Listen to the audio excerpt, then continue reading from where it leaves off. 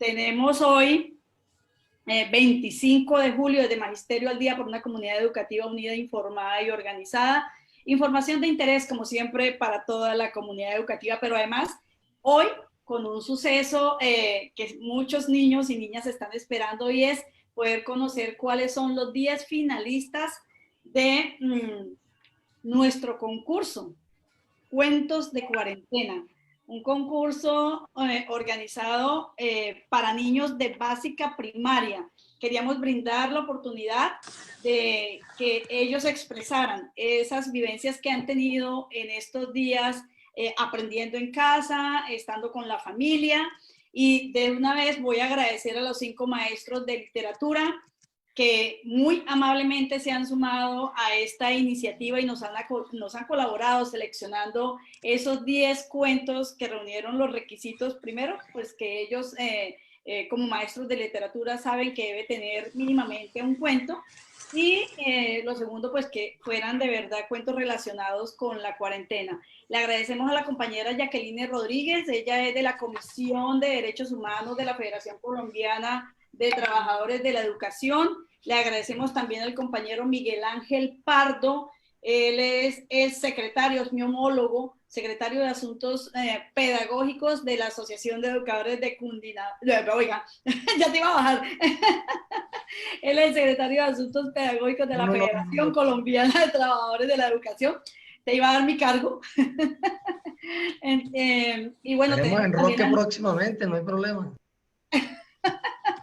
Y también tenemos a la compañera Milena Quintana, docente del distrito en provisionalidad, pero que pues ella también le gusta la escritura de cuentos, y aunque no podía participar en el concurso porque era para niños de primaria, ella quiere hoy también compartirnos un cuento que escribió y que le ilustró su sobrina.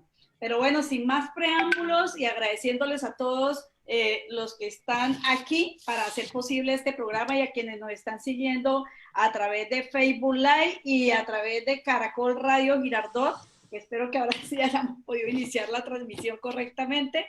Entonces vamos a darle la palabra al compañero Miguel Ángel Pardo. Vamos a la parte sindical, política, pedagógica, así es que Miguel Ángel, tienes la palabra para ese informe sobre cómo estamos en este momento los maestros, los trabajadores de la educación, los directivos docentes, qué hacer. Tenemos varios temas, esta semana hubo junta ampliada de presidentes, así es que Miguel, tienes la palabra para aclarar todo ese panorama político, pedagógico y sindical para el magisterio colombiano, pero en este caso específicamente para el magisterio de Cundinamarca y el distrito, teniendo en cuenta que tenemos aquí a compañeros del distrito. Bueno, muy buenos días a todos y todas, a ti, María Cristina, a este programa y este esfuerzo tan importante en comunicaciones alternativas, a todo el puerto sobre el Río Grande de la Magdalena, a nuestra querida Girardot y a los compañeros y compañeras, colegas, todos y todas que nos acompañan aquí en la mesa de trabajo vía internet, y a un abrazo muy fraternal al magisterio de la comunidad educativa de Colombia. Bueno, en efecto, esta semana hubo el plenario de presidentes de las 34 filiales con el Comité Ejecutivo de la Federación. Se hizo un balance del avance de la desobediencia civil orientada por FECODE, por la vida y la salud contra la alternancia educativa que ha propuesto el gobierno, que pretende exponer al contagio a más de 20 millones de colombianos y colombianas que integramos la comunidad educativa, presionando para retornar a clases especiales sin condiciones. Bueno, el gobierno nacional, como parte del balance, pues tuvo que reconocer hace unos días que de las 96 entidades territoriales certificadas, solo 34 acatarían la alternancia educativa. Pero con base en el reporte que hubo y las conversaciones con los gobernadores y los alcaldes, hemos establecido que solo 21 entidades territoriales estarían hoy al lado del gobierno, es decir, 21%, también coincide la cifra. Luego, estamos en este momento, quiero decirlo, en una cuenta regresiva muy importante, y esta es una batalla por salvar vidas.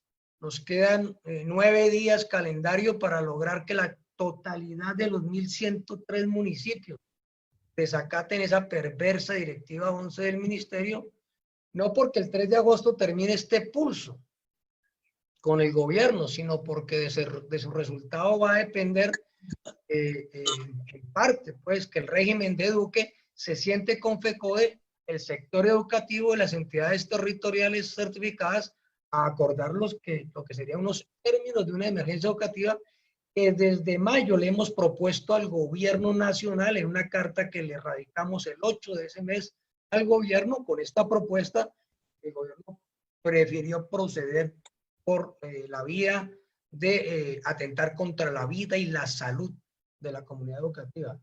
Como somos integrantes de la comunidad educativa y científica y académica, pues nosotros sustentamos nuestras posiciones con base en el conocimiento científico.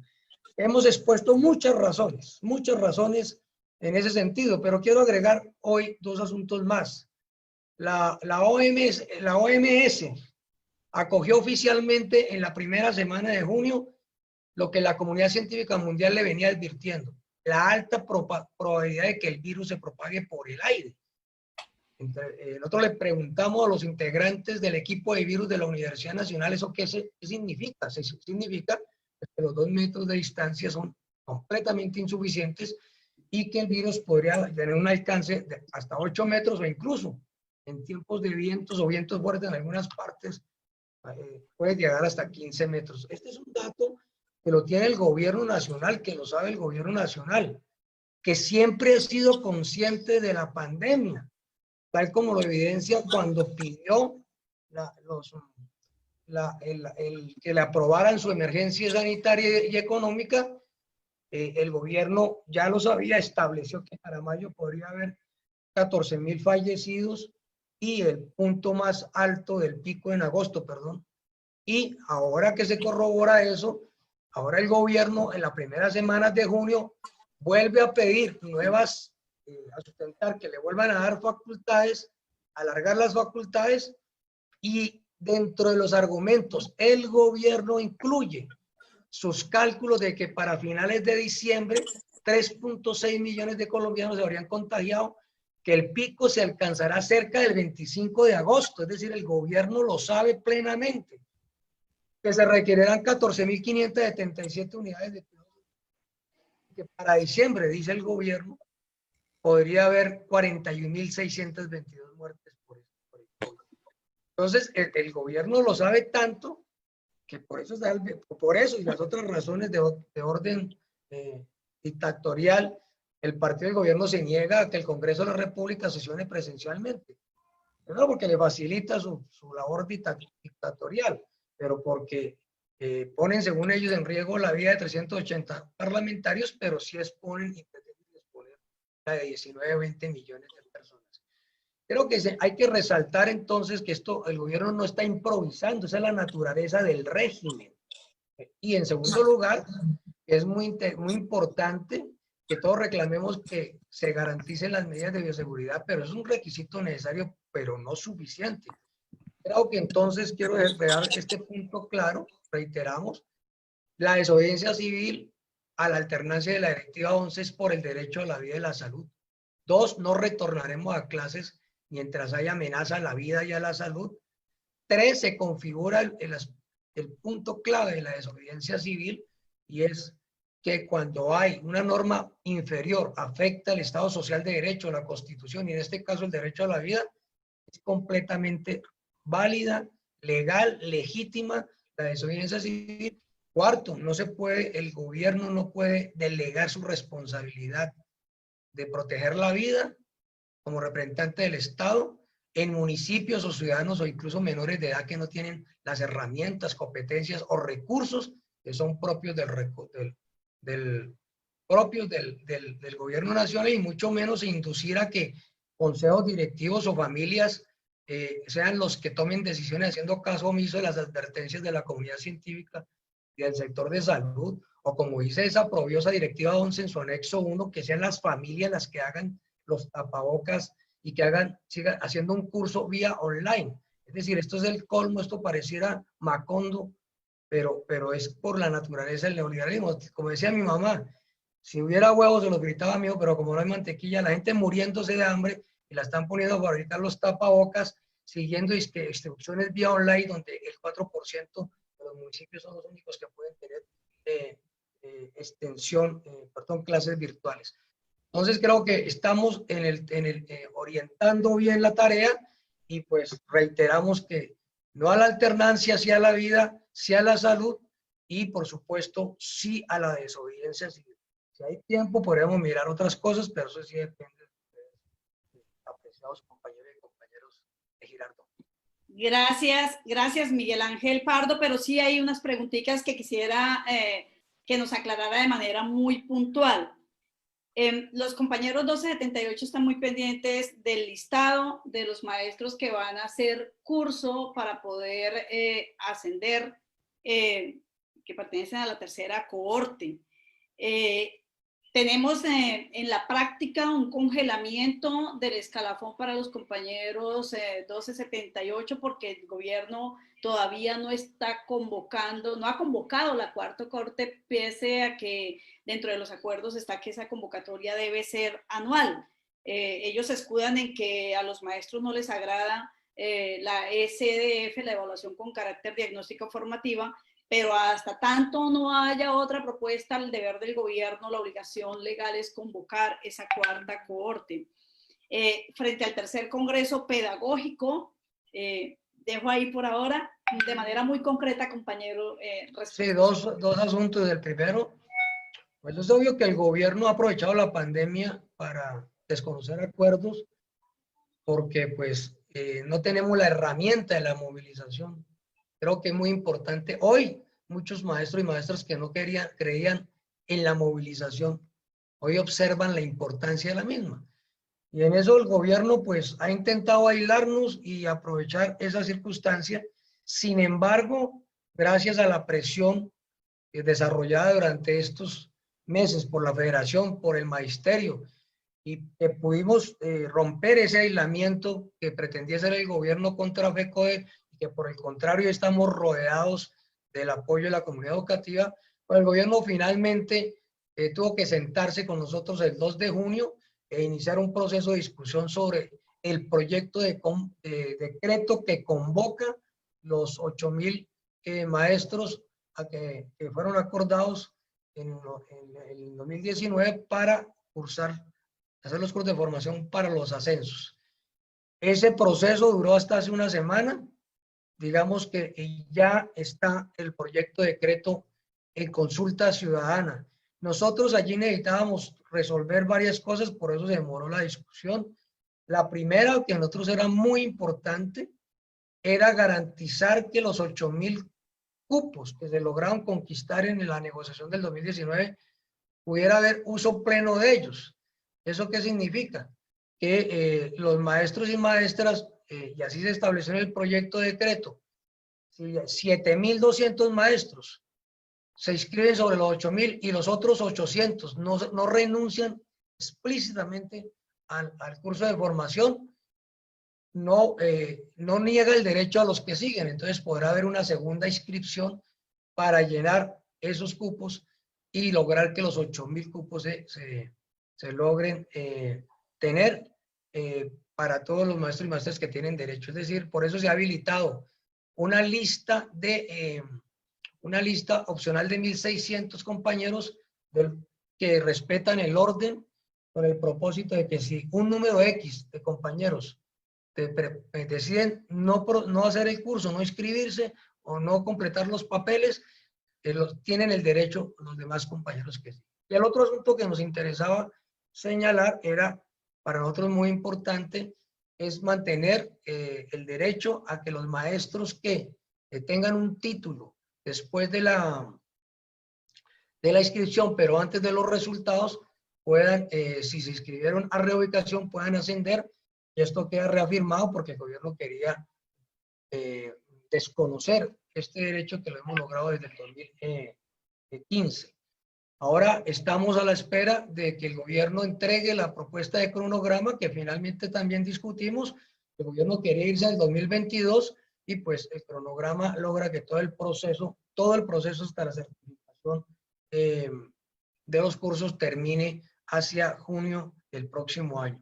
Entonces, digamos que una vez el gobierno deje ver el cronograma, pues haremos una comunicación institucional y ya le planteamos al gobierno la necesidad de la discusión sobre el tema de la próxima convocatoria de ascensos.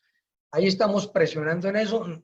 Por supuesto que hemos tenido muchas dificultades por lo que hemos planteado de las limitaciones de la movilización, pero la federación está en ello. Y segundo, la próxima semana vamos a realizar seminarios de secretarios pedagógicos de todo el país, de las 34 filiales y de los equipos del CEID, y allí vamos a plantear en primer lugar pues nuestro reto de proponer unas orientaciones de carácter pedagógico y académico para este periodo del trabajo no presencial en la casa y una serie de criterios. Y en segundo lugar, vamos a hacer unos planteamientos de cómo retomar, ¿sí? Qué variaciones le vamos a hacer a la convocatoria que hemos hecho del tercer Congreso Pedagógico Nacional, y allí vamos a precisar pues las variantes que vamos a tener en cuenta para que el Congreso siga como proyecto, el Congreso Pedagógico siga como proceso, y miramos entonces cómo vamos a asumir lo que estaba convocado para noviembre, que era el evento de 2 o 3 días y que por supuesto no se va a poder hacer de manera presencial por obvias razones. Entonces, los invitamos a estar pendientes de las conclusiones de la próxima semana, de las reuniones de los 34 CEID de todo el país y los 34 secretarios de Asuntos Pedagógicos con sus homólogos de la Federación. Ahí Una estaremos. invitación a leer la revista de Educación y Cultura está a la mano de todas y todas porque es virtual.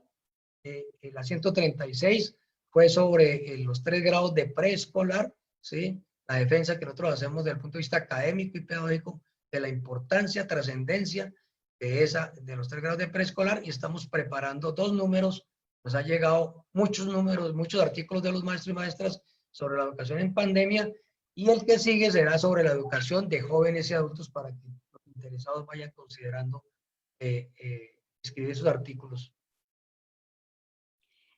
Miguelito, una recomendación. Yo sé que desde FECODE, desde ADEC, desde todas las organizaciones sindicales estamos presionando ese tema, pero es, digamos, una lista inmensa de quejas frente al FOMAC, en el sentido de que los maestros no pueden descargar los desprendibles, además de todos los problemas frente al tema de demora en el pago de cesantías, en el pago de pensiones, de salud definitivas.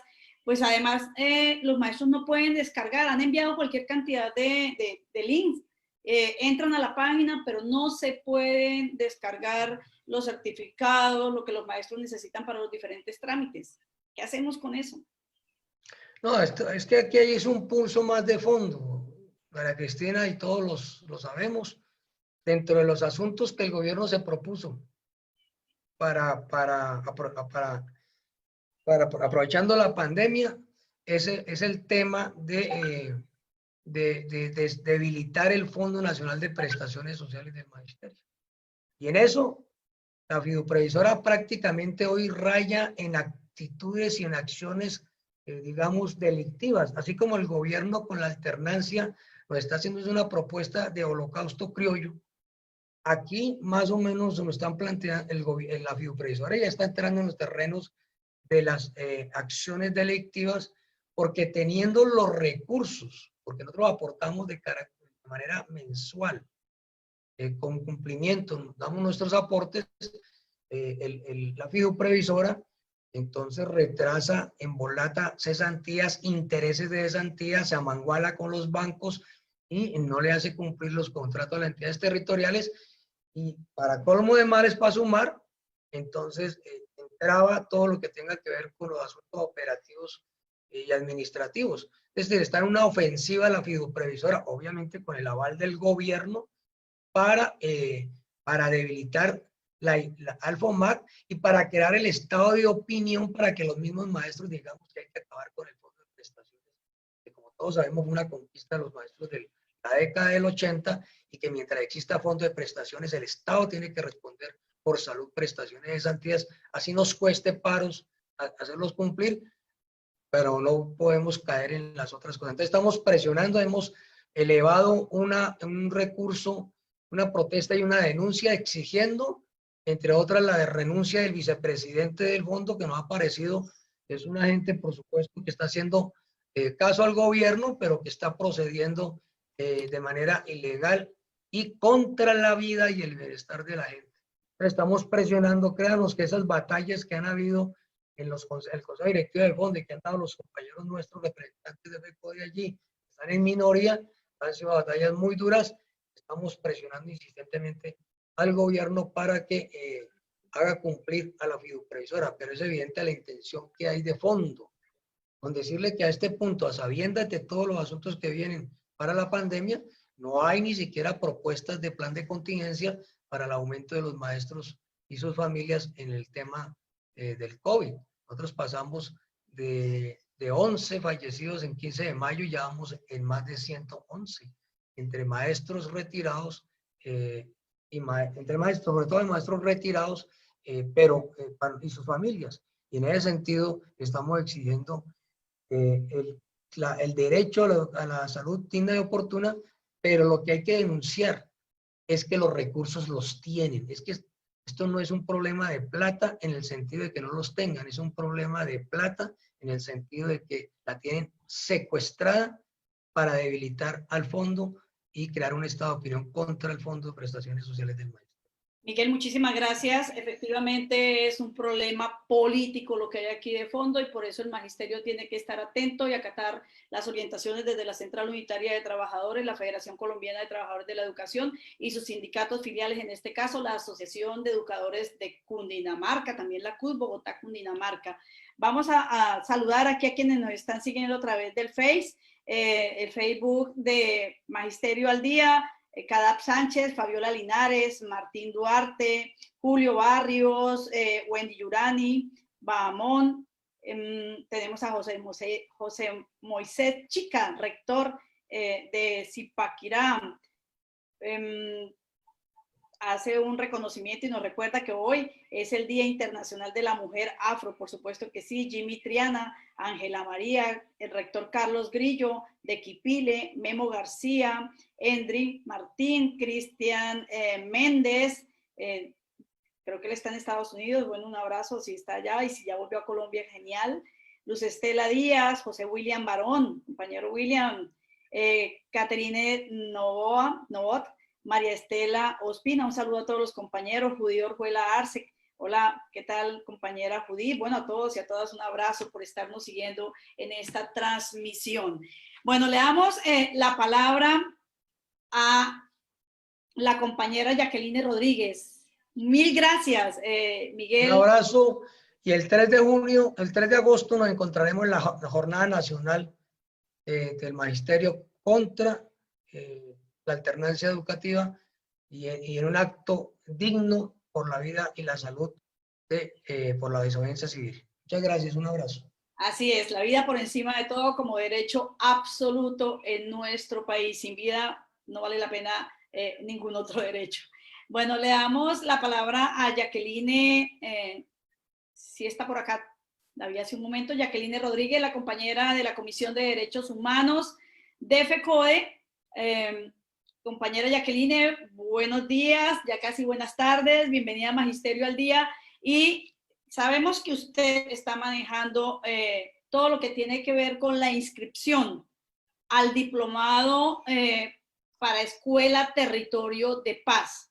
Somos muchos los que estamos interesados en hacer este diplomado de Escuela Territorio de Paz, que es uno de los proyectos desde la Federación Colombiana de Trabajadores de la Educación, que se ha integrado al proyecto educativo pedagógico alternativo PEPA y que pues está motivando a los maestros a inscribir esas experiencias pedagógicas alternativas que construyen paz.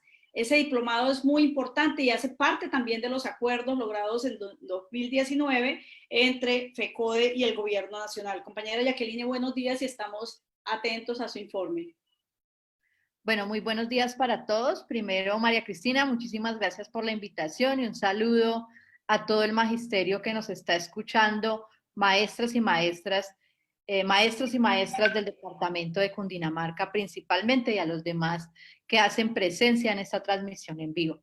Como tú lo señalas, María Cristina, pues esto hace parte de los acuerdos de 2019 y específicamente lo que tenemos hoy es la posibilidad para que 400 maestros y maestras puedan sistematizar su práctica pedagógica alrededor del proyecto Escuela Territorio de Paz a nivel nacional. Inicialmente solo se habían habilitado alrededor de 55 entidades territoriales, hoy están habilitadas las 96 entidades territoriales para que maestros y maestras de esas entidades puedan inscribirse para desarrollar el diplomado de Escuela Territorio de Paz. El diplomado tiene un centro en poder generar una sistematización de la experiencia pedagógica. Para nosotros como federación es muy importante poder desarrollarlo. Consideramos que es fundamental conocer más y avanzar en el proceso de sistematización de nuestras prácticas alrededor de la Escuela Territorio de Paz, que si bien han avanzado, dado el proceso del proyecto de Escuela de Territorio de Paz, pues el diplomado nos permite profundizar en eso. El diplomado está diseñado en 3 módulos. Un primer módulo de conceptualización y contexto de lo que implica hoy la educación, el conflicto de la ciudadanía y los derechos humanos, el debate de memoria histórica y territorio, el currículo, las pedagogías críticas, entre otros. Un segundo módulo centrado en el proceso de sistematización y un tercer módulo de la propuesta del trabajo en el aula que se viene desarrollando y por último una socialización de las experiencias. Lamentablemente, inicialmente en el proceso se había hablado con más de 10 universidades que iban a ser parte del proceso, pero finalmente solo la Universidad San Buenaventura cumplió los requisitos y entregó el currículo y demás necesario para el desarrollo del proceso. Sin embargo, pues con esta universidad se acordó pues que se generaría la cobertura en medio de esto, dadas las condiciones, pues el diplomado tendrá un carácter de desarrollo de prácticas individuales y otras sesiones colectivas, pues vía estos mecanismos que, como lo decía María Cristina inicialmente, pues facilitan la comunicación y el diálogo de saberes entre los diferentes maestros y maestras y las diferentes regiones. ¿Cómo hacer la inscripción? Entonces, la inscripción inicialmente logramos que se ampliara, entonces la inscripción va hasta el próximo viernes 31 de julio.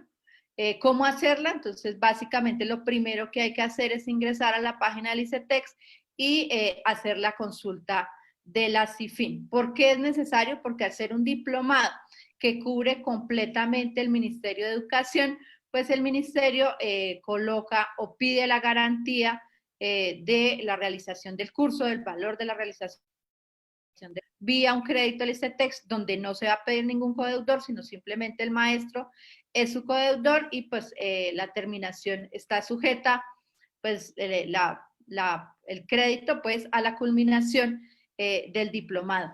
La idea es que el diplomado arranque la primera semana de septiembre y estaría finalizando a finales de año los 144 créditos que hacen parte del diplomado y que la Universidad de San Buenaventura pues ha dicho, y la publicación de la página del ICETEX se encuentra, que hay unos créditos que pueden ser validados para su licenciatura en educación y en 2 de sus maestrías, que creo que es otro factor que debemos también tener ahí en cuenta. Entonces el proceso es simple, se inscriben, descargan la CIFIN y ya con la CIFIN se inscriben directamente al programa y el resto ya la validación que la hacen entre la universidad y el ICETEX previa a arrancar el curso la primera semana de septiembre.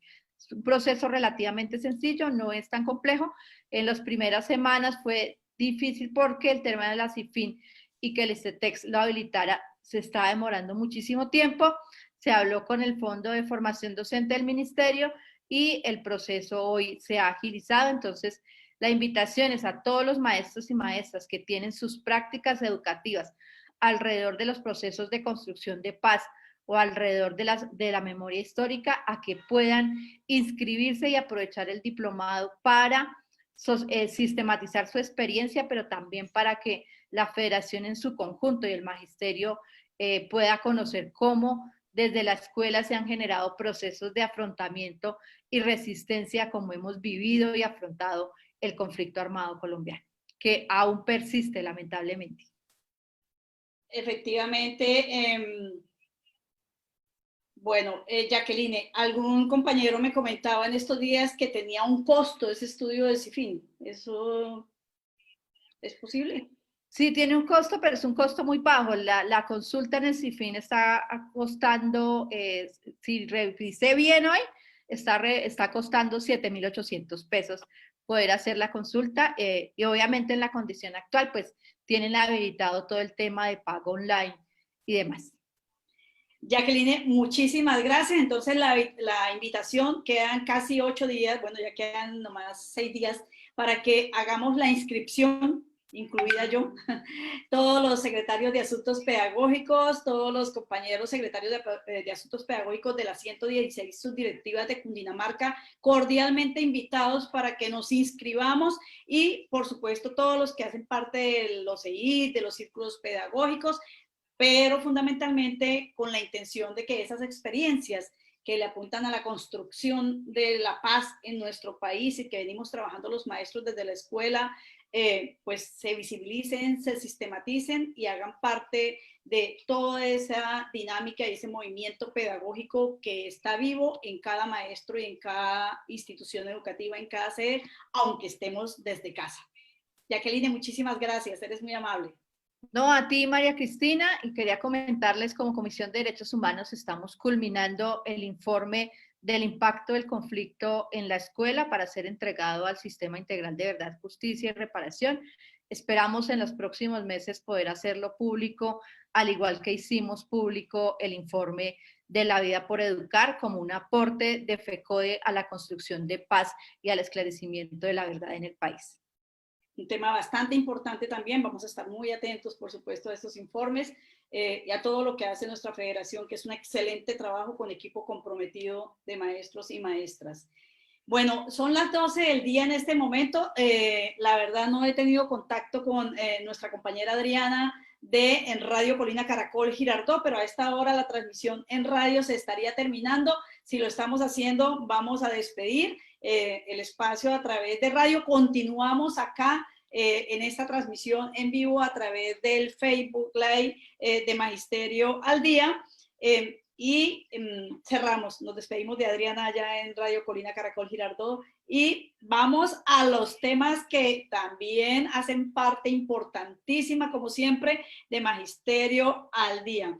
Así es que, en primer lugar, le vamos a dar la palabra a nuestro compañero. Bueno, nos falta algo, pero lo vamos a hacer más adelante. Aquí vamos a cambiar un poquito el orden, ya ha habido el contexto nacional, nos falta hacer un informe, por supuesto, a nivel departamental, que también hemos tenido una dinámica bastante fuerte esta semana, hubo reunión de seguimiento a los acuerdos, ha habido las charlas que se hacen desde ADEC, a través del Facebook Live también de la Asociación de Educadores de Cundinamarca, el encuentro de género que realizó la compañera Diana Reyes el día viernes y por supuesto el CEID, que también el día jueves iniciamos los conversatorios para el proceso de sistematización de esas experiencias pedagógicas que los maestros desarrollamos en nuestras instituciones, pero ya ahora les ampliamos más información porque vamos al tema que muchos niños y niñas están ahí atentos,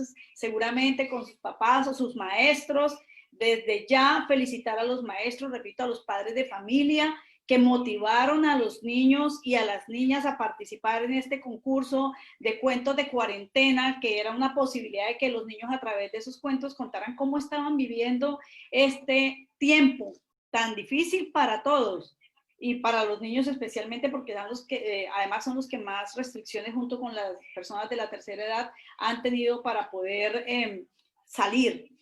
Fue un cambio total, brusco, de un día para otro el mundo cambió, no volvían a la escuela, no podían salir a la calle, no podían ir al parque, debieron quedarse en casa, su maestro, en el mejor de los casos, si había conectividad, pues verlo a través de la computadora y si no, simplemente limitarse a recoger las guías, hacer llamadas por WhatsApp, llamadas telefónicas, al correo electrónico. Ha sido una situación muy difícil precisamente porque en nuestro país no existe conectividad por el abandono histórico en que han estado nuestras instituciones educativas.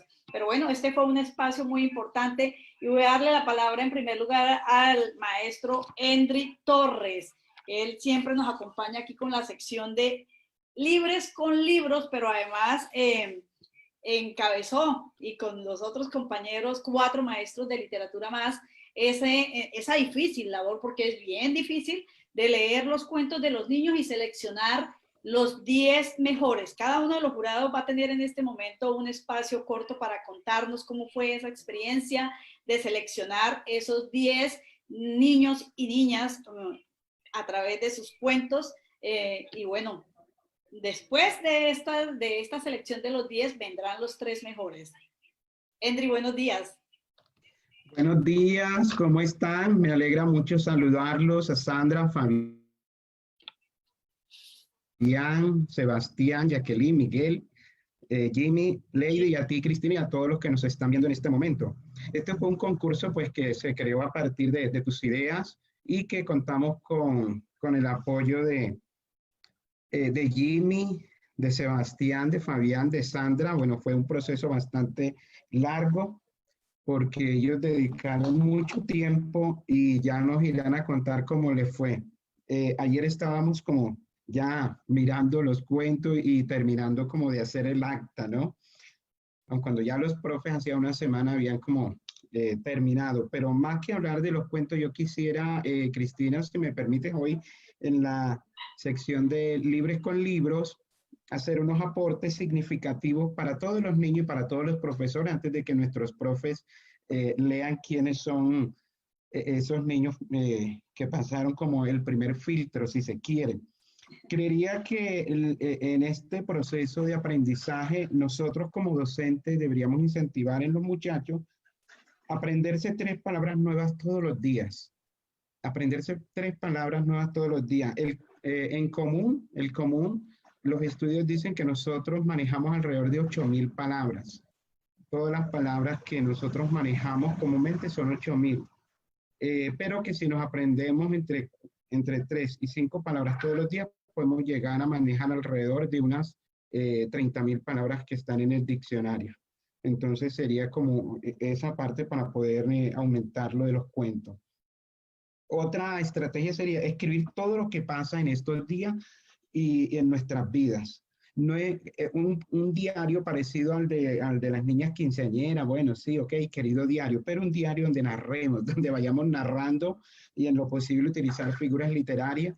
Aquí tenemos profesoras expertas como la profesora Sandra, que bueno, nos podría explicar todo esto de las figuras literarias. Otro, asomarse por la ventana y escribir todo lo que ven, todo lo que pasa, todo lo que sucede ahí en la calle, lo que pasa en el noticiero, lo que pasa en el programa, lo que hablan los abuelos, lo que escucharon. En cierta manera, como ir escribiendo todo esto que está pasando, eso nos permite a nosotros incentivar la escritura.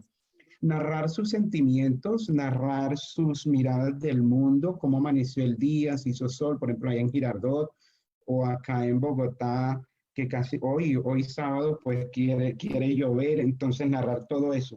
Crear historias a partir de 10 palabras, eso es importante. Escoger 10 palabras de esas que hemos aprendido, como vamos a aprendernos todos los días 3 palabras, al tercer día, el miércoles, puede ser un miércoles, narrar con esas 10 palabras un cuento, una historia, como un diario. Y otra sería escribir un diario de cuarentena, ¿no? Ya no sería el cuento, sino el diario de cuarentena para que lo podamos leer cuando tengamos 30, 50 años. Oiga, yo viví esto, yo lo sentí. Algo así como el diario de Ana Fran. Es correcto, como el diario de Ana Fran. Desde que se levantan hasta que se acuestan. E ir escuchando, ¿no? Todo lo que escuchan, escribirlo, y eso permite mejorar. Creo que esta estrategia tenemos que hacer un programa especial sobre escritura. Entonces, yo acá, no sé si es el momento de hablar de nuestro triste fallecimiento de Rómulo o más adelante, el indio Rómulo. No sé si, o ya... Hablemos ahora de los cuentos, démosle la palabra a los compañeros jurados No sé si ya tú terminaste ahí o vas a hablar ya de los, o te quedas al final para hablar de los que tú seleccionaste y le damos la palabra a los otros compañeros. Ok. Bueno, entonces vamos con Sandra Patricia Paipa, compañera maestra de literatura. Sandra Patricia, ¿está por ahí? Sí, buenos días, ¿cómo estás? Hola Sandrita, ¿cómo estás? Primero, Bueno, mil gracias por tu apoyo, por la colaboración. Tú seleccionaste uno de los cuentos de estos 10 finalistas. Cuéntanos el cuento Mi Gran Sueño. bueno, particularmente siento que antes de iniciar y de hablar de forma ya específica del cuento, creería que definitivamente este tipo de convocatorias nos ayudan mucho en el momento en que por lo menos todas estas circunstancias, como tú lo decías al principio, pues nos ha tomado por sorpresa y gran parte de nuestros niños y de nuestros adolescentes han visto cómo, por ejemplo, un año ha sido completamente atípico y que probablemente vamos a finalizar con unas dinámicas completamente diferentes a las que acostumbraban a estar los chicos. Entonces, siento yo que estas estrategias definitivamente nos ayudan a también replantear muchas cosas en el aula, ya en estos momentos hablando desde el aula virtual, porque definitivamente las experiencias, y como lo decía ahora Endri, la vivencia va a estar allí muy presente y va a ser casi que el motor a seguir para que esta adquisición de nuevos conocimientos o de estos procesos que hemos venido adelantando desde las aulas virtuales, nuestros estudiantes los vayan acoplando para su vida y que cada cosa tenga un sentido y tenga un significado para que haga parte también de su formación.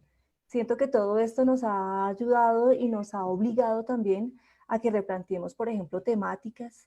Uno muchas veces en el aula estaba acostumbrado a pensar que muy probablemente el currículo tenía que llevarse a cabo tal y como se había planificado, pero todo esto nos ha convocado a que es necesario replantear, flexibilizar y poder también, de qué forma podemos combinar el conocimiento necesario en el aula, pero también con la misma experiencia, con lo significativo que puede ser para un estudiante en estos momentos enfrentarse, por ejemplo, a un computador. Ya no está el proceso, por ejemplo, puntual del seguimiento en el aula, sino va a estar casi que un proceso autodidacta por parte de los estudiantes, a pesar del rol que juegue, por ejemplo, la institución en el momento. Entonces me parece muy valioso y encontraba con mucha gratificación ver, por ejemplo, que muchas de las historias que leí sobre los niños que enviaron sus historias tenían que ver con esa misma vivencia. Por ejemplo, muchos de los cuentos tenían que, a muchos niños los apasiona y veía, por ejemplo, muy presente la figura de los caballos, de los animales en el campo. Gran parte de los cuentos que leí eran de niños de la institución de Pulí. Entonces uno empieza también a generar como ese imaginario de, bueno, ¿y qué se vive en Pulí? ¿Qué caracteriza a esta región para que estos niños de alguna otra forma recreen y a través de sus historias puedan, por ejemplo, plasmar todo eso que han aprendido, que han vivido en esta experiencia, por ejemplo, con el entorno y con el medio ambiente? De este sueño, de esta historia, me parecía muy significativo que a pesar de que uno muchas veces piensa que los sueños pueden llegar a ser esas cosas como tan inalcanzables, encontraba muy particular en la historia de este niño, donde él, por ejemplo, hablaba de ese amor que tiene a la bicicleta y que su bicicleta va a ser, por ejemplo, aquella que le va a hacer cumplir los sueños a futuro, así sea un consagrado mensajero. Entonces uno dice, uno no ve la trascendencia y uno creería y uno diría tal vez el sueño no tiene esa aspiración que uno necesita o que requiere, pero si es su realidad y en eso ve el reflejado gran parte de su satisfacción y de sus sueños, pues qué bueno porque es también rescatar aquellas cosas y aquellas vivencias de las personas y que no necesariamente ni el dinero, ni el éxito, ni lo que muy probablemente una sociedad consumista ha construido termina siendo como la satisfacción de un ser humano. Compañera Sandra, muchísimas gracias. Bellas palabras, excelente. Efectivamente, entonces, uno de los 10 niños finalistas es Diego Osorio Sánchez. Su cuento, Mi Gran Sueño. Institución educativa integrada, sede Talipa. Pulí es un municipio fundamentalmente rural. Entonces los animales, el campo, es algo que hace parte del medio en el que viven los niños. Tiene 12 años y bueno, está entre los finalistas de este concurso de cuentos de cuarentena. Bueno, en segundo lugar, Fabián Barragán, nuestro otro jurado, a quien le agradecemos muchísimo que se haya vinculado y nos haya apoyado. Profe Barragán, bienvenido. Micrófono, profe. Micrófono, profe.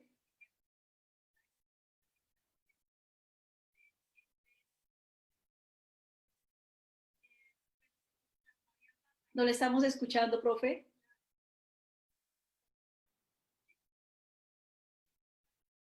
Bueno, mientras el profe cuadra el micrófono, vamos a darle la palabra a Jimmy Triana.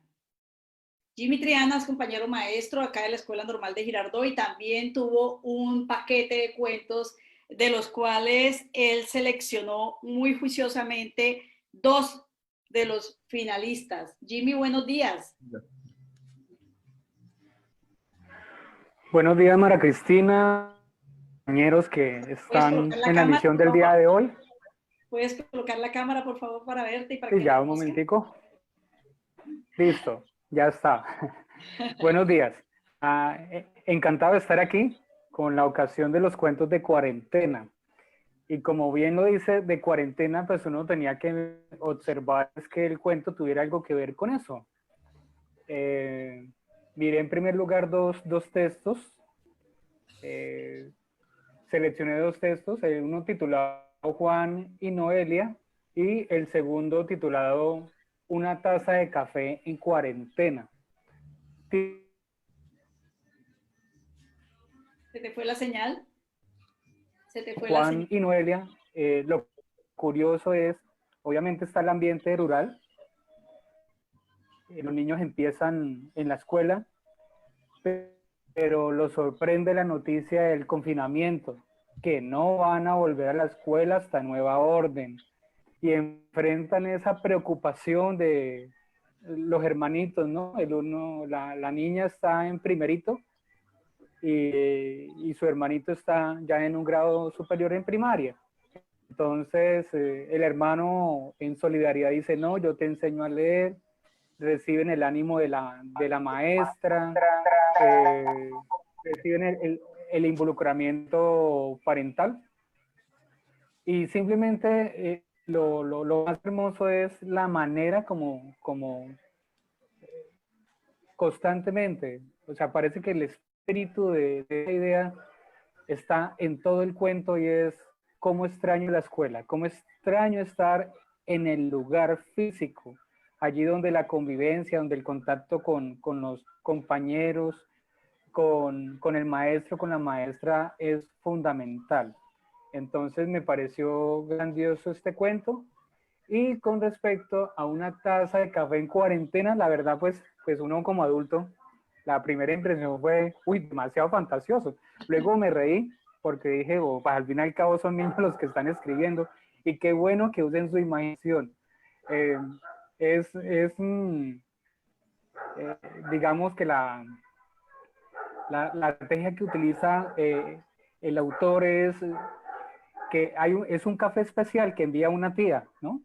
Desde el eje cafetero, lo envían por una empresa mensajería y llega allí y pues empiezan a preparar el café y cada vez que prueban el café cierran los ojos mientras saborean el café, como lo está haciendo el compañero ahorita, y cuando cierran los ojos inmediatamente su mente va a un lugar inhóspito, inesperado. Entonces es un lugar que lo describen, es llamativo, es interesante.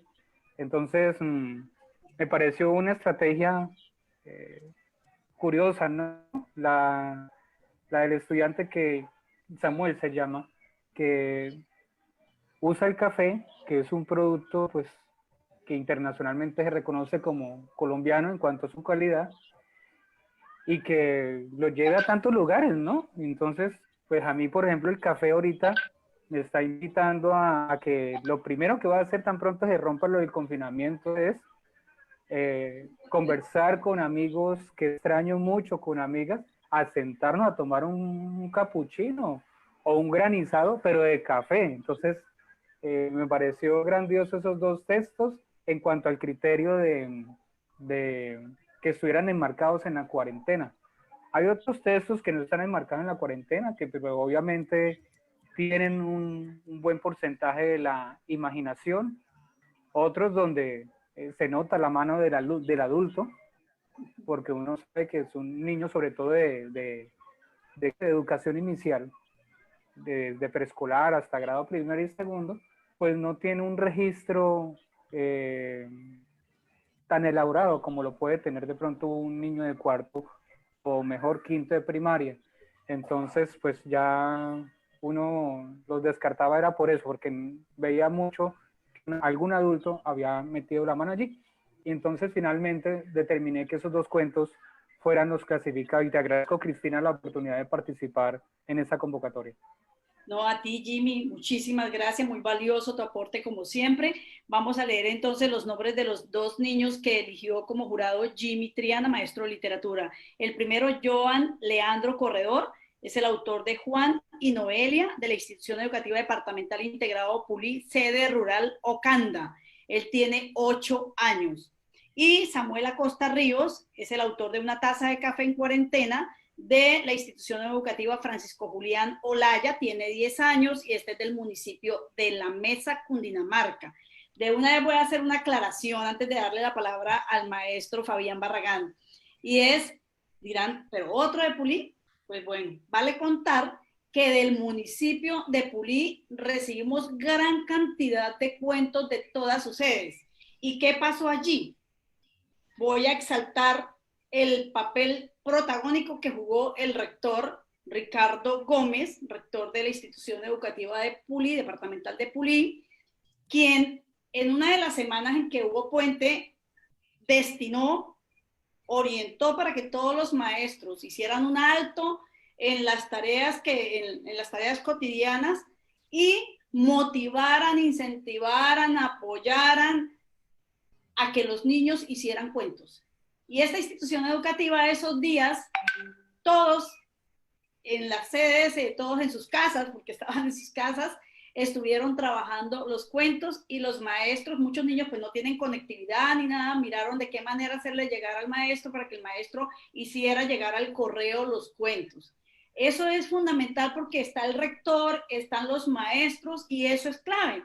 Todo este tipo de convocatorias, si el maestro no empuja un poquito, si el maestro no le destina el tiempo, si no motiva, pues los niños a lo mejor ni se van a enterar.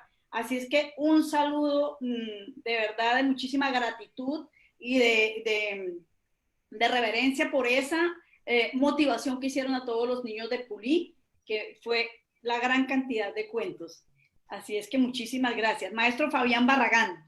Bueno, ya sí, ¿me oyen, compañeros? Perfecto, ahora sí, perfecto. Ah, qué bueno. Yo en el ejercicio recordé mucho una frase que leí por ahí en un texto que decía que escribir es el arte de gritar en el más profundo silencio. Y cuando leía los cuentos decía, bueno, los chicos están expresando una serie de situaciones pues tan interesantes asociadas a la mirada con la que ellos asumen el reto que se les ha impuesto, se nos ha impuesto de alguna manera.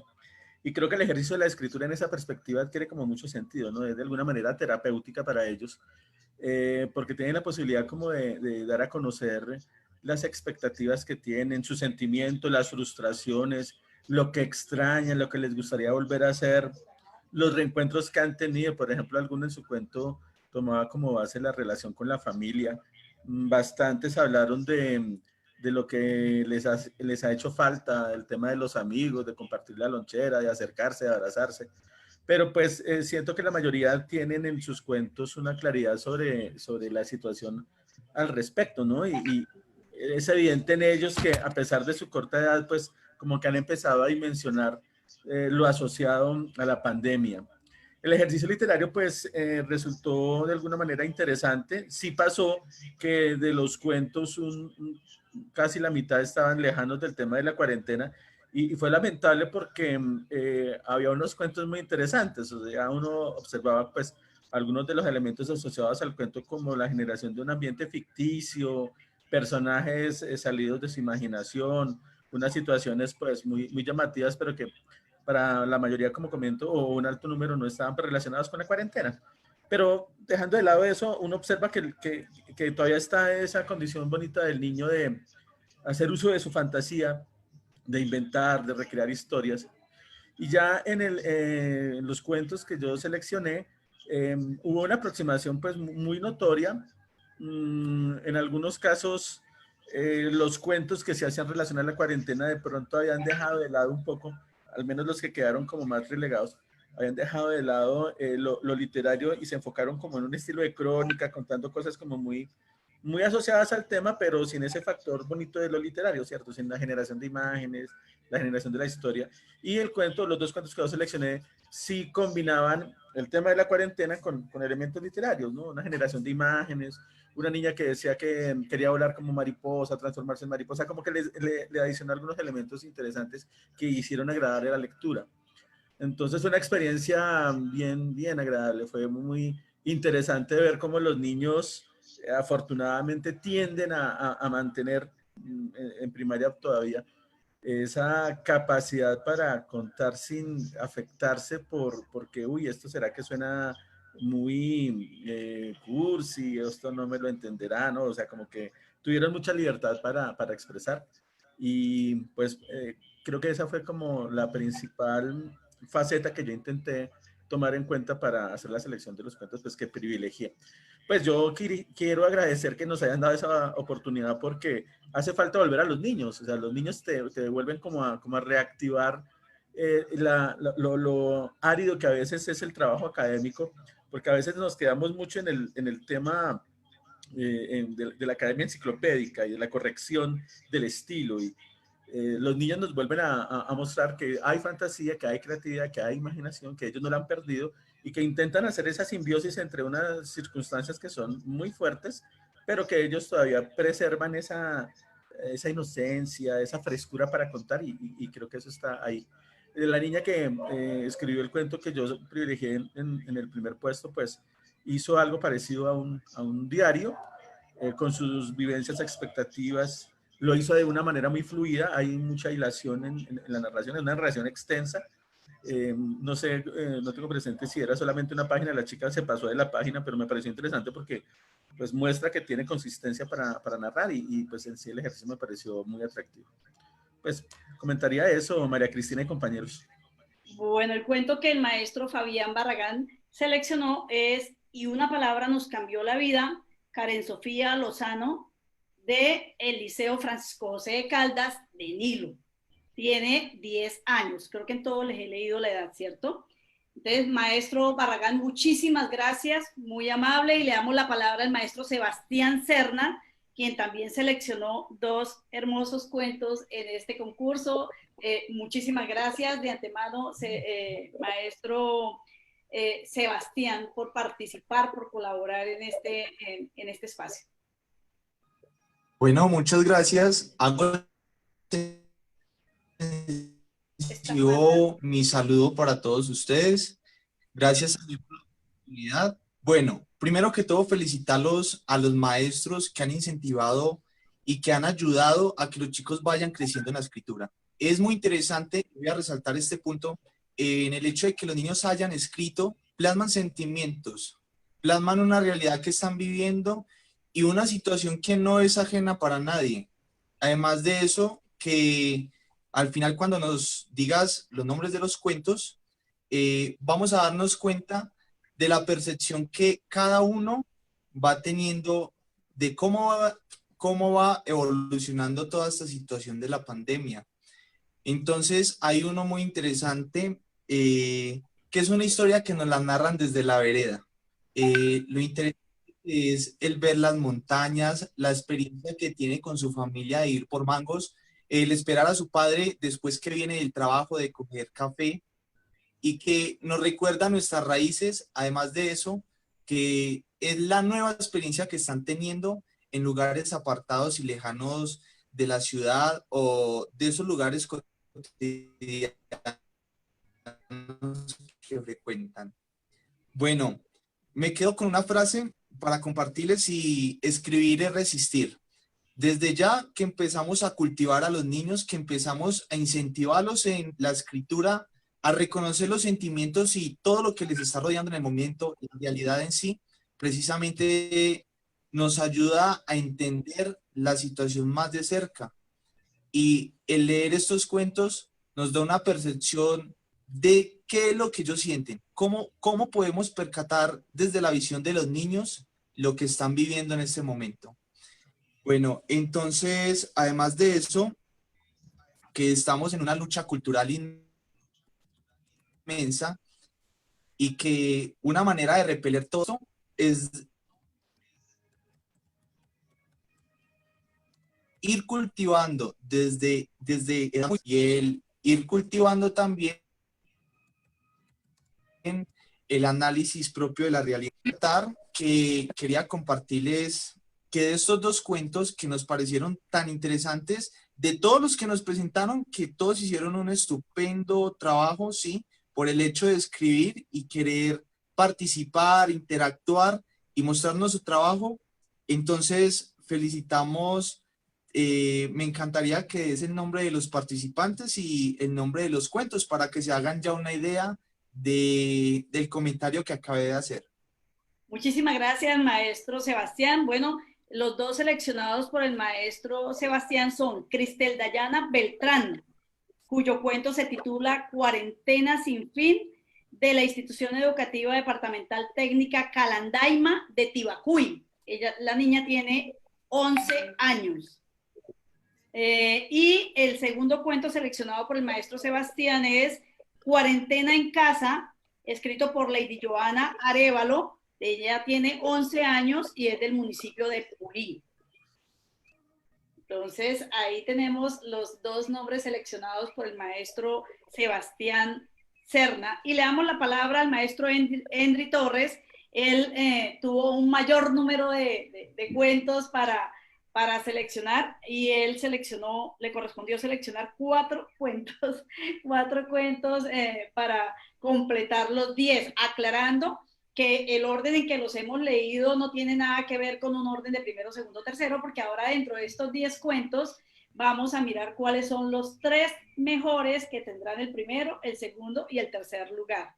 Pero por ahora estamos dando de manera simplemente la lista de los 10 niños escritores y de los 10 cuentos que, digamos, como dijo el maestro Endry, pasaron este primer filtro. Endry, bienvenido con tu selección. Gracias, María Cristina. Bueno, entonces yo tuve la oportunidad de leerlos todos, los 75 cuentos que tú me enviaste, yo los leí todos, y ahí repartimos entre los jurados, y bueno, me correspondieron la gran mayoría. Voy a decir algunos municipios: está Tenjo, Pulí, Tibacuy y Sutatausa. Fueron los que seleccionamos acá. Hay uno significativo que se llama El Niño Desobediente. Bueno, ahí di como el nombre. Queda a la espera, ¿no? Ese me impactó porque el cuento queda a la espera. Es la historia de un niño que salía mucho al pueblo, a la calle, y en ese compartir diario, él no se infecta, el cuento no lo dice, pero infecta a la abuela. Este cuento es de Sutatausa. El cuento nos deja a la espera porque no finaliza diciendo qué le ocurrió a la abuela, qué le ocurrió a la familia de él, qué le ocurrió incluso al niño. Pero entonces, ahí en su imaginación nos manda unos dibujos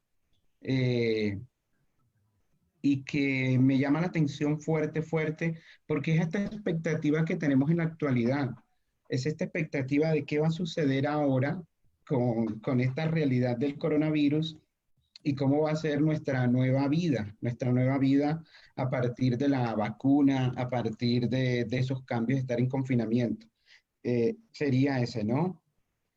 Lo otro que impacta es que casi todos, tanto los de Tenjo, tienen que ver con lo rural, como ese volver al campo, ese volver a las costumbres propias de nuestras raíces. Pulí vuelve a aparecer acá, Pulí vuelve a aparecer con Micaela y su tristeza en cuarentena. Y hay uno que es la familia Rivera en cuarentena, cómo esta familia eh, empieza a sortear todas las problemáticas que nosotros vemos a diario, pero que el niño en su imaginación empieza a ir a la expectativa de qué va a pasar con mi papá, qué va a pasar con mi mamá. Es una niña la que escribió Micaela y su tristeza en cuarentena y nos deja, yo más bien dejo como la expectativa de toda esta narrativa para que se interesen por leerlo y no contarles la historia, ¿no?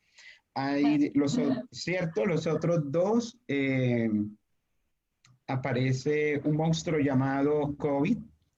Ese es tremendo y creo que todos los seres humanos lo hemos llamado así, ¿no? Un monstruo llamado COVID. Sería como esa parte de aporte y la imaginación. De los 75 cuentos que leí, veo que salieron muchas fábulas que, bueno, no cumplían como con los requisitos previos, pero siento que tenemos un gran potencial. Nuestros profes ahí se ve que trabajaron, especialmente los de Pulí. Hay unos de FUNSA que enviaron, que no sé si alcanzaron a pasar el primer filtro, pero bueno, ahí van en ese paso. No, creo que no alcanzaron según la lista que veo. Pero bueno, ahí tenemos un potencial en Cundinamarca para seguir apostándole a la escritura y desde las herramientas que di al principio, creería que podemos seguir que los profesores escriban y que pongan a los niños todos los días a escribir. Muchísimas gracias, maestro Endry. Repito las gracias para los 5 maestros de literatura que nos colaboraron en esto y voy a volver a leer los nombres entonces de los 10 niños finalistas. Diego Osorio Sánchez de la sede Talipa de Pulí con su cuento Mi Gran Sueño. Karen Sofía Lozano y Una Palabra Nos Cambió la Vida del Liceo Francisco José de Caldas de Nilo. Joan Leandro Corredor con el cuento Juan y Noelia de la Institución Departamental Integrada de Pulí, sede rural Ocanda. Samuel Acosta Ríos, Una taza de café en cuarentena del Francisco Juliano Laya de la Mesa. Cristel Dayana Beltrán, Cuarentena sin fin de Calandaima, municipio de Institución Educativa Departamental Técnica Calandaima de Tibacuy. Lady Joana Arévalo, Cuarentena en Casa, sede Gibraltar de Pulí. Saray Sofía Hernández Romero, Un monstruo llamado COVID, de la Institución Educativa Carrasquilla de Tenjo. Zulitaliana Espitia Fierro, Micaela y su tristeza en cuarentena, de la Institución Educativa Departamental Integrada sede rural Guayaquil de Pulí. Anthony Rivera, La familia Rivera en cuarentena, de Calandaima, Tibacuy. Y Carlos Daniel Barón Cantor, El niño desobediente, de la Institución Educativa Departamental Sutatausa, Vereda Peña de Boquerón. Esos son entonces los 10 niños finalistas. De estos 10 saldrán los 3 ganadores. Ya desde Magisterio al Día se les hizo llegar un diploma de participación a todos los niños que enviaron cuento. Estamos en la consecución de los premios porque vamos a tratar de hacerle llegar a cada uno de estos 10 niños un premio, pero lo más importante, creo que el premio más importante es que estoy haciendo el esfuerzo por de manera virtual hacer una cartilla con esos 10 cuentos finalistas. Quisiera conseguir patrocinio para publicar, ojalá todos los 70 y pico cuentos, que sería maravilloso. Si alguien que nos esté viendo está interesado en patrocinarnos la publicación de todos los cuentos de los niños, pues estaría muy bien. Pero particularmente estoy haciendo el esfuerzo de que por lo menos los 10 finalistas en una cartilla estén publicados para que los puedan leer en todas las escuelas y los niños lean a otros niños que se han animado a escribir, y sobre todo para que los maestros nos animemos a dar esos espacios tan importantes que enseñan mucho más que cualquier otra situación, que cada niño escriba, y ahí también como maestros vamos detectando a dónde es que tenemos que entrar a fortalecer, a trabajar, cuáles son las cuestiones que debemos, digamos, profundizar con los niños y con las niñas en primaria. Efectivamente, en primaria los niños son mucho más arriesgados, más imaginativos, tienen muchísimas más fantasías y no les da pena. Ya uno con los chicos más grandes tiene un poco más de dificultad porque les da pena, ya todo les parece que oso y todas esas cosas de las que hablan los muchachos, que a veces impide que aflore toda esa escritura. Bueno, uno de los jurados, palabras de cierre para este primer informe de los 10 finalistas. ¿Quién quiere tomar la vocería de los 5 jurados para cerrar este espacio? Ya una última recomendación. ¿Qué pasó, maestros? ¿Qué ocurrió, mis estimados compañeros? Bueno, tomo la vocería entonces por agradecerle a Fabián, a Sebastián, a Sandra, a Jimmy, porque dieron su concepto. Y bueno, sabemos que lo más importante en este proceso, seguir las recomendaciones que hemos dado, porque la escritura sigue.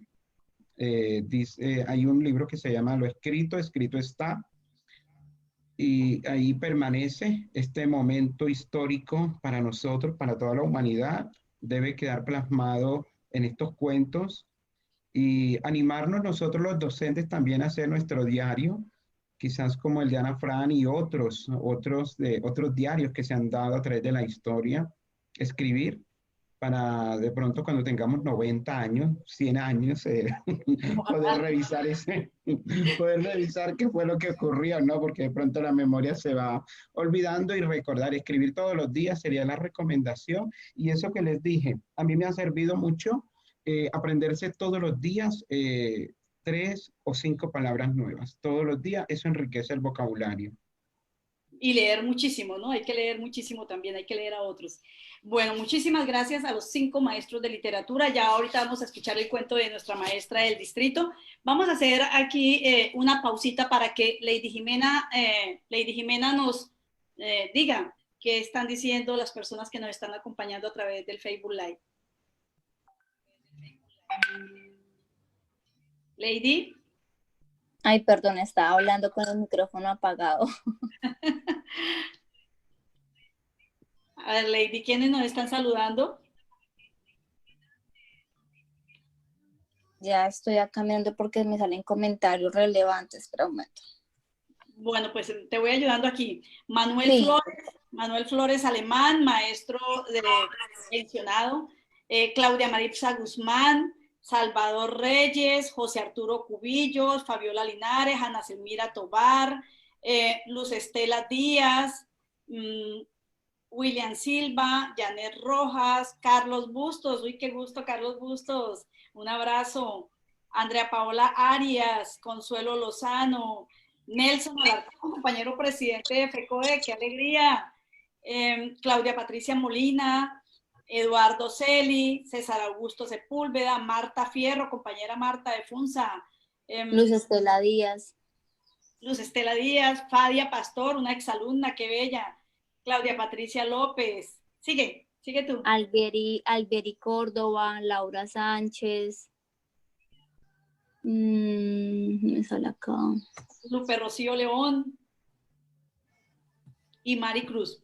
Paramos ahí de leer los saludos y bueno, yo les había prometido que iba a dar rápidamente un informe de lo que está pasando en Cundinamarca desde la Asociación de Educadores de Cundinamarca, ADEC. Contarles que esta semana se reunió la comisión de seguimiento. ¿Quiénes hacemos parte de la comisión de seguimiento? Por ADEC, nuestro compañero presidente Freddy Molina, José Ángel Santamaría, Meyer Álvarez, Diana Reyes, Carmen Elena Duzán, Yair Vera y Cristina Orozco, quien les habla. En esta oportunidad estuve invitada a la compañera Mabel Linares, porque el tema de bienestar es un tema importantísimo que también lo estamos trabajando allí. Por la Secretaría de Educación estuvo el jefe de personal, el doctor Luis Molina, la doctora Judith Duarte de carrera docente, Juan David Beltrán y Ricaurte Osorio de parte de la Secretaría de Educación. Temas que abordamos, por supuesto, lo que tiene que ver con las deudas en nuestro departamento, el retroactivo que se le adeuda a los compañeros 1278 en lo que tiene que ver con ascenso y nivelación, que es una deuda que, bueno, se ha venido dilatando la cancelación. Ya dijimos, por favor, que con agosto le cancelen a los maestros esa deuda que se tiene desde el año 2019 y lo correspondiente a 2020. El tema de dotaciones nos informan que está en proceso. El tema, por supuesto, de cesantías y pensiones que hay represadas. La Secretaría de Educación ha dicho que a diciembre espera ponerse al día. Están en la consecución y el funcionamiento de una plataforma especial para agilizar todo ese proceso.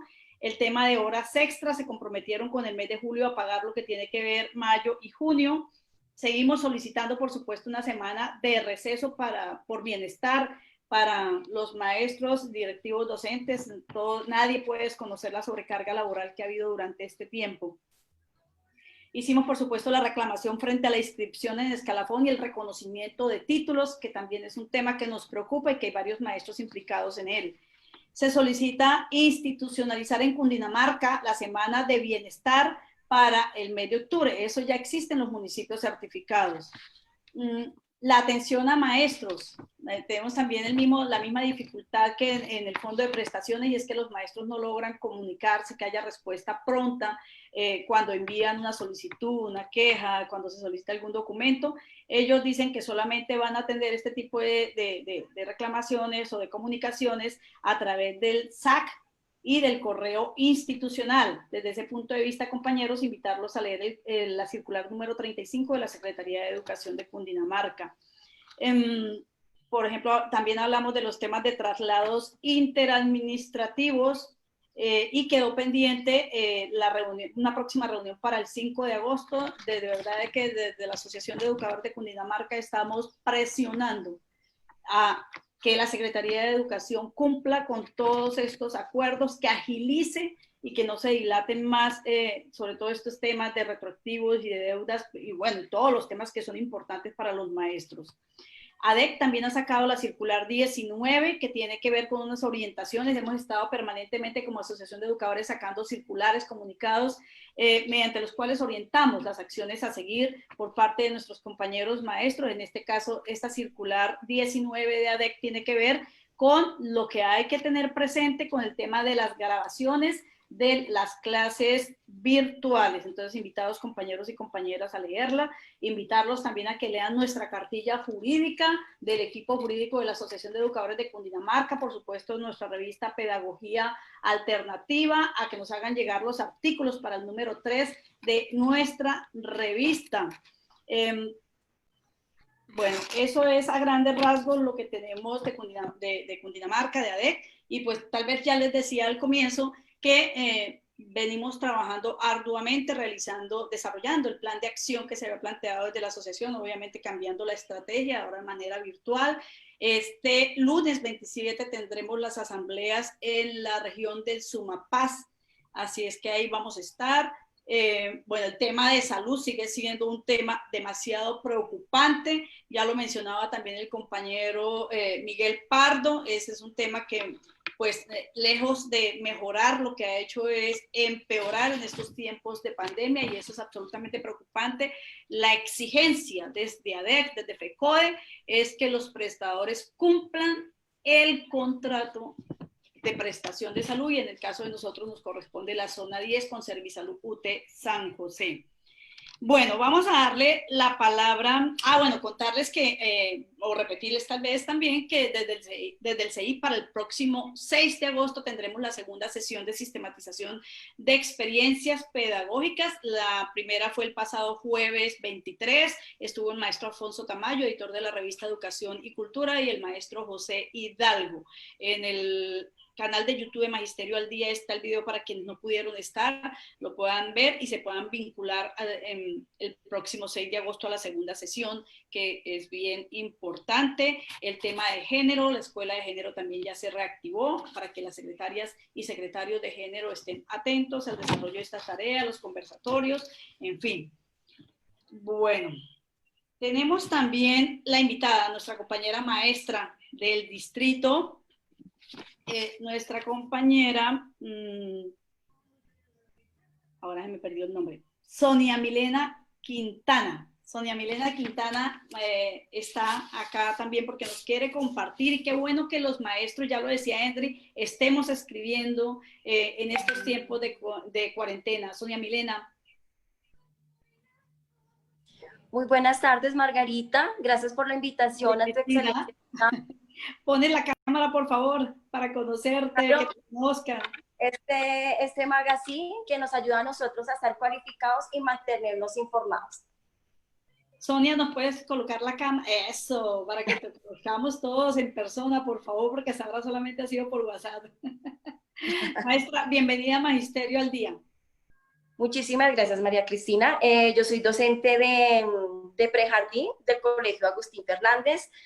Yo realicé un cuento a través de una experiencia que yo tuve en mi casa con mis sobrinos, y el cuento se llama Fantasías de Chalito. Entonces aquí está la portada. Todos los dibujos los hizo Chalito, que es la protagonista de este cuento. Entonces voy a iniciar a contar. Bueno, vamos a ver hasta dónde podemos leerlo, que nos queda ya poco tiempo, maestra. Fantasías de Chalito. Había una vez una niña muy linda y alegre que se llamaba Chalito, a quien le gustaba hacer travesuras, pero a la vez distraía mucho a su familia con sus ocurrencias, en especial a su hermano Juan, a quien le divertía sus travesuras. A pesar que él era mayor, le consagraba sus picardías.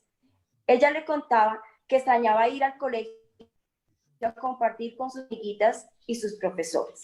Un día le preguntó a su hermano qué es el coronavirus, y Juan le contesta: es un virus muy feo que llegó al país por medio de diferentes personas que venían de distintos países por avión. Y así las personas, al entrar en contacto con sus familias y amigos, se fueron infectando porque saludaban de beso y se cogían la mano. Y continuaba explicándole que por eso mamá y papá, cuando salen, deben ponerse el tapabocas, y cuando regresan se tienen que lavar las manos muy bien y aplicarse alcohol en toda la ropa y zapatos, y nosotros también debemos lavarnos las manos varias veces al día, después de jugar, de ir al baño y antes de comer. ¿Cuándo volvemos al colegio? Él le contesta muy amorosamente: cuando termine la cuarentena. Mientras tanto, debemos estar en casa haciendo tareas y jugando. Con esa respuesta es muy sabio, hermanito Chalito vuelve a sus actividades y se divierte en su castillo mágico, donde entra a entrar y a jugar y a cantar.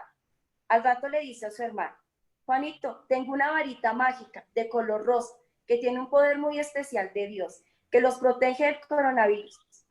Y piensa que muy pronto podrá salir al parque a montar bicicleta, ir al colegio y podrán visitar a su tía, a quien extrañaba mucho porque le regalaba chocolates, ya que ella le encantaba. Al día siguiente, Chalito, en la mañana, apenas sale el sol, se asoma a la ventana a calentarse un poquito, y además está muy alegre, porque más tarde se va a ver con su amiguita por medio del computador, para que se encuentren cosas de niños. Chalito, pensativa, observa a su alrededor y recuerda cuando salía con su familia y solo esperaba el día cuando pueda ir un rato a disfrutar del paseo familiar al parque. La niña es muy paciente y sabe que en estos momentos no se puede salir por precauciones que se debe tener, especialmente con las niñas y niños y personas mayores. Maestra, después del desayuno, maestra, vamos a hacerle la invitación para ver si lo podemos incluir su cuento en la cartilla que estoy pretendiendo hacer de manera virtual, donde irán los 10 cuentos de los niños finalistas. Vamos a intentarlo, estoy en ese trabajo. Listo, Margarita. Y de verdad, maestra, felicidades. Igual es. Sí, dime. Muchísimas gracias, Margarita. María Cristina. Muchísimas gracias, María Cristina.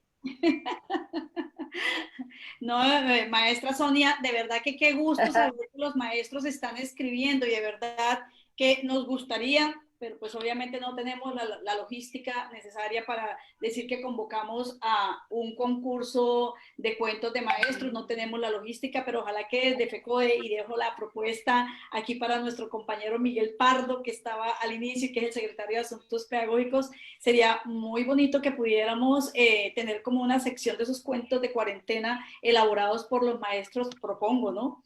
En la revista... No, el lunes hablamos, el lunes no hablamos. en la revista Educación y Cultura, maestro. ¿Eso sería posible? Pues tocaría mirar una posibilidad porque ya hay, además los niños también están escribiendo. Esto que está ocurriendo aquí está ocurriendo en otras partes. Es muy, pero muy interesante y creo que podríamos, siempre habrá un camino si abrimos. Hay que abrir camino, hay que abrir camino. Exacto. Bueno, ahí queda la propuesta. Maestra Sonia Milena, muchísimas gracias por haber estado acá con nosotros, por compartirnos esa iniciativa que, pues bueno, da motivo a esta propuesta, a ver de qué manera alguien convoca, que tenga la infraestructura y la logística, convoque un concurso ya para maestros, porque eso ya es otro nivel, un concurso para maestros, por supuesto que en todo el país seguramente de diversas maneras, a través de cuento, a través de crónica, a través de diversos tipos de narraciones pueden estar viviendo y plasmando esta situación. Vamos a darle la palabra al maestro. Bueno, por favor, para que te despidas. Muchísimas gracias. Sí, esto fue bajo una experiencia que tuve con una niña de 4 años y un niño de 10 años, que es muy importante ver de ellos cómo transforman la realidad a algo imaginario, que fue lo que hice realmente en el cuento con Fantasías de Chalito. También felicitar a todas esas niñas y esos niños que hicieron esos cuentos tan bonitos, de verdad, que eso es muy importante en ellos, esa imaginación que ellos tienen, esa creatividad para plasmar algo, e invitar también a todos los docentes a que escribamos, a que observemos a nuestros niños y niñas que nosotros tenemos ahorita pues en forma virtual, también en casa, que lo que ellos expresan y lo que ellos dicen es algo que ellos están notando en estos momentos. Igual, muchísimas gracias, María Cristina, por este programa. Con muchísimo gusto.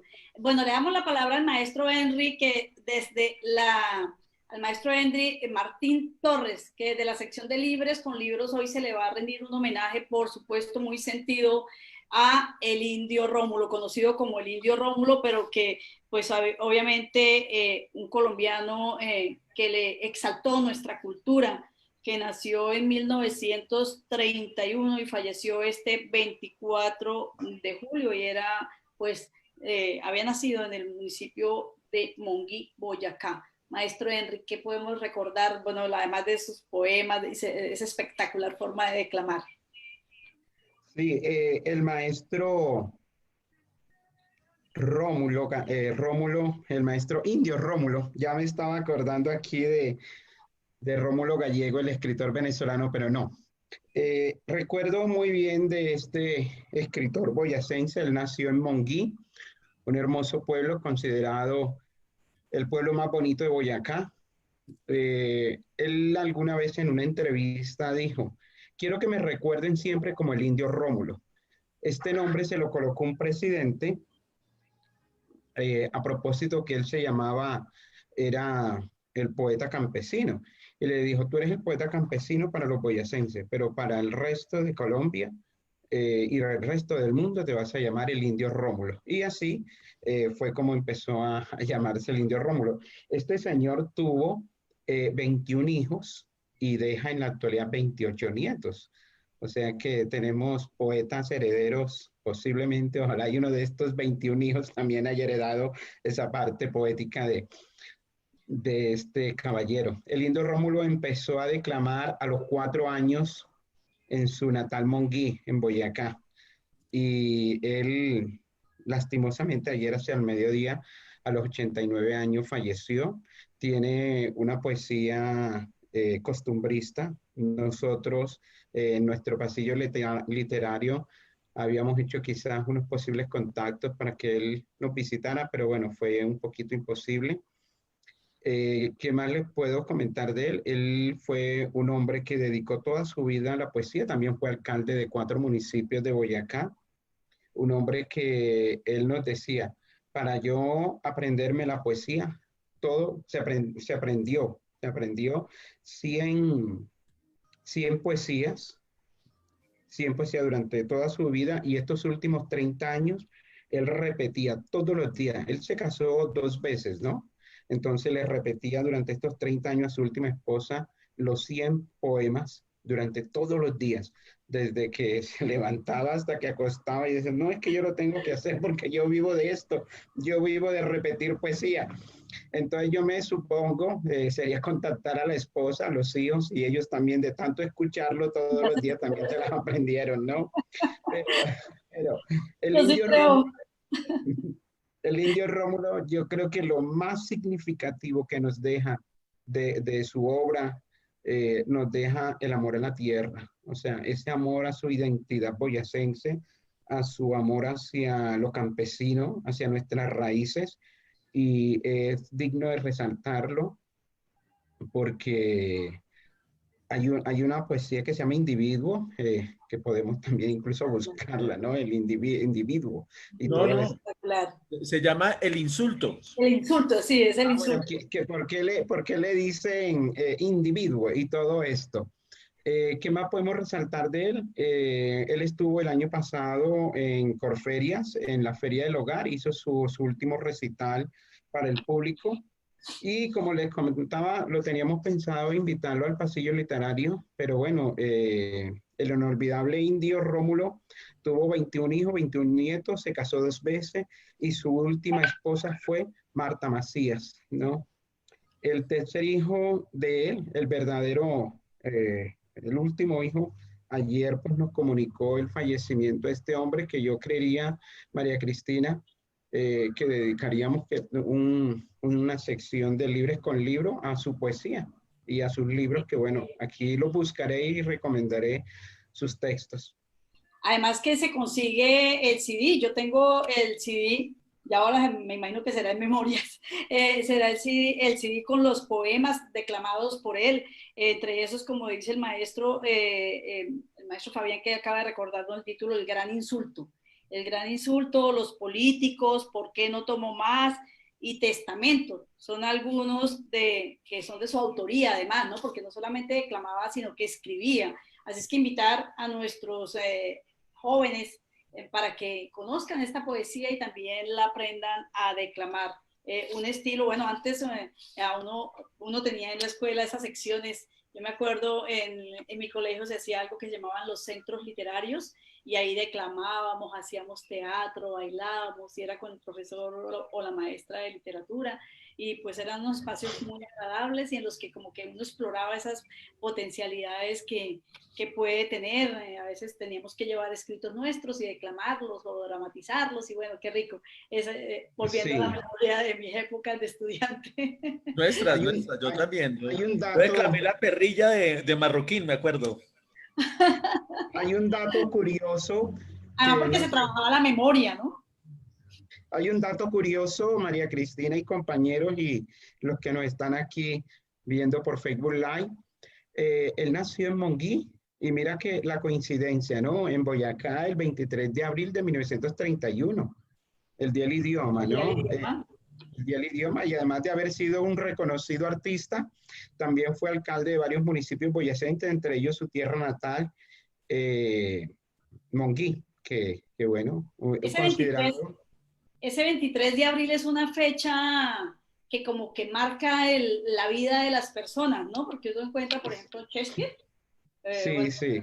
Shakespeare. Bueno, hay varios personajes duros de la literatura que o nacieron o murieron el 23 de abril. Así yo nací 3 días antes. Yo nací el 20 de abril, o sea que... Ay, mire, y mira la espalda, mira lo que tienes a la espalda.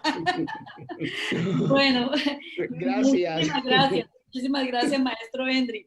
Bueno, en estos días está calientica la ley 2025 del 23 de julio de 2020. Tenemos que leerla en detalle porque son los lineamientos para la implementación de las escuelas para padres y madres de familia y cuidadores en las instituciones educativas de preescolar, básica y media del país y deroga la ley 1404 del 27 de julio del 2010 y se dictan otras disposiciones. Esa ley 1404 del 27 de julio de 2010 creaba el programa de escuelas para padres y madres. Entonces, pues es derogada esta y viene la ley 2025, repito, del 23 de julio de 2020 sobre esos lineamientos de escuelas para padres, madres y cuidadores en las instituciones educativas públicas y privadas de preescolar, básica y media. Bueno, como se nos ha acabado el tiempo, vamos a recordar las actividades que vienen para la semana entrante y el próximo el próximo 29 de julio es miércoles. El próximo miércoles 29 de julio a las 5 de la tarde tenemos una cita con el panel Experiencias Exitosas en medio de la pandemia con maestros y maestras de primaria y preescolar. Ahí tenemos compañeros de Girardot, de Ricaurte, de Cota y de Pulí que nos van a contar esas experiencias que les han dado buenos resultados en estos tiempos de pandemia. Así es que a través del canal de YouTube de Magisterio al Día, el próximo 29 de julio, miércoles 29 de julio a las 5 de la tarde, esta importante cita para conocer esas experiencias de compañeros, maestros y maestras. Y estamos invitando a maestros de las diferentes áreas que deseen hacer parte de estos encuentros y contarnos a través de este medio esas experiencias para que nos lo hagan saber. Y aquí les abrimos el espacio, por supuesto. Maestros, muchísimas gracias.